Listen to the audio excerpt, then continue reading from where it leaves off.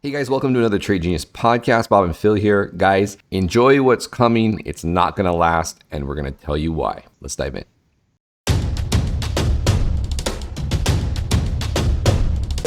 Trade Genius. Hey everybody, it's Bob with Trade Genius. Usually I do fun ads. I talk about our service, but I want to be serious with you for a second. We've been helping a lot of people trading for a long time. As you can see here, I want to let them do the talking for me for a change. But most importantly, we want to help you too. If you've not joined our service yet, come check us out, tradelikeagenius.com. Full service. We have chat room. We have the algorithms for you. We give trades out every day. We educate you. So go to tradelikeagenius.com. Check us out. What you get out of our service is much, much more than what you put into it. And we'd like to see you in the room. Thanks for listening. All right, Bob, we got a pretty good leading indicator, I think, here. Yeah, and pardon the pun, because it actually is the leading indicator index. So let's just put the chart up here. Guys, look, you look for tells and divergences and when you're looking at macro. And I think it's quite obvious when I kind of ended my video yesterday, we talked about once the Fed starts pumping the brakes, you look like you're getting really good gas mileage and the stock market's going to love it until they realize what that means. It means that revenues are going to start falling. And leading economic indicator is now flashing a divergence to the S&P 500. And, with liquidity, where it is, and with the economic activity where it is, you can't fix people not buying. And it'll affect the top line of companies, and you can only cut so much before you destroy companies. And we're going to be at that point here really, really soon, Phil. So I think this is tying in, everything's tying into, anything around the end of August, I think is when people are going to get nervous because of the election, number one. Number two, we'll have one more quarter's worth of earnings reports out there. And basically the third quarter reporting that happens in October is usually where they kind of wash the dishes and connect on estimates that are wrong. And I think all that things tying in with the acknowledgement that prices are high and economic activity is low, and that spells disaster for the stock market. Yeah, and this chart right now, we're showing a major divergence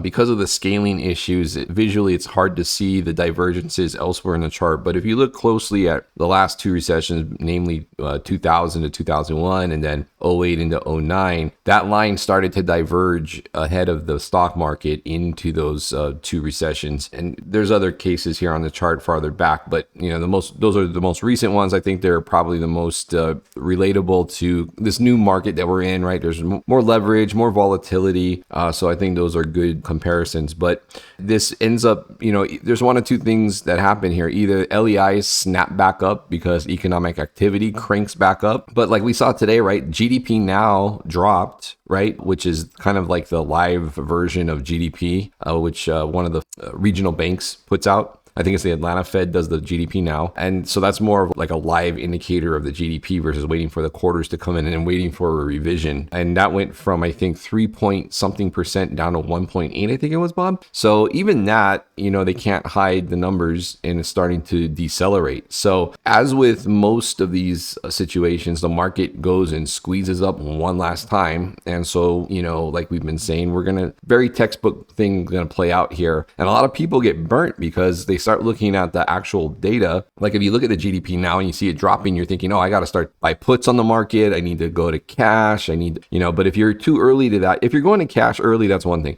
If you're actively betting against the market early, you're going to get torched, you're going to get liquidated, and then the move comes.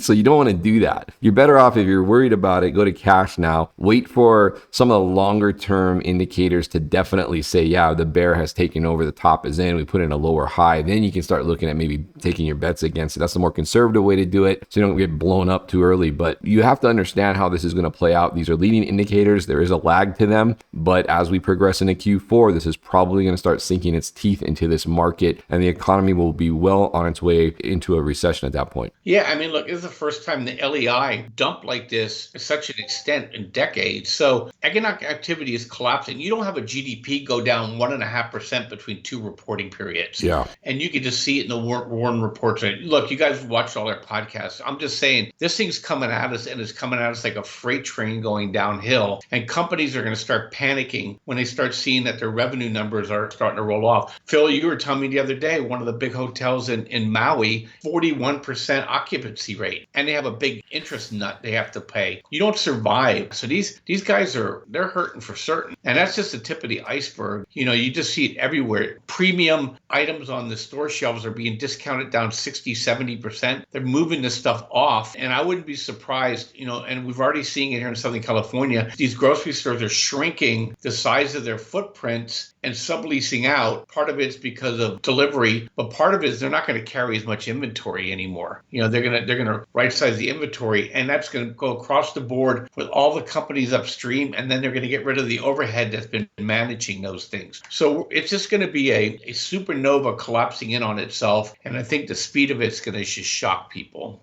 Yeah. And like I said the other day, you're not going to want to buy the dip on that drop. It's going to be the rate of change on the price on the indices and the stocks is going to be pretty exaggerated to the downside. So it's not a drop you want to buy. It's a time to be defensive when we do get that. But we're not there yet. So enjoy the pump. And if you guys want to help navigating these markets, head over to tradegenius.co. Check out our specials over there. We have specials running live, and we'd love to see you guys in the room with us. Thanks, Bob. We'll see you guys on the next video. Have a great weekend. Take care.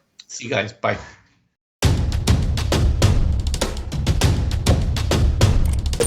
Trade Genius.